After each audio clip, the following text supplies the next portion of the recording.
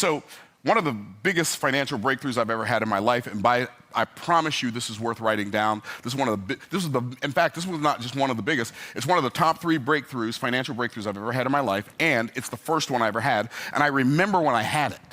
I had this wake up in April of 1999. And I'm sure you guys probably read Rich Dad, Poor Dad, right? How many of you all read Rich Dad, Poor Dad? So a lot of you have read Rich Dad, Poor Dad. So I read Rich Dad, Poor Dad, and when I read that book, it was like the lights came on. It was like for me, it was like the scales fell off of my eyes in the arena of wealth in a way that had never happened before. And the theme that I got from Rich Dad, Poor Dad, like if I were to sum up that book in a sentence, I would sum it up in this sentence. The thing you have to do to create wealth is to focus on creating income-producing assets. The reason broke people are broke is because they are their only income-producing asset.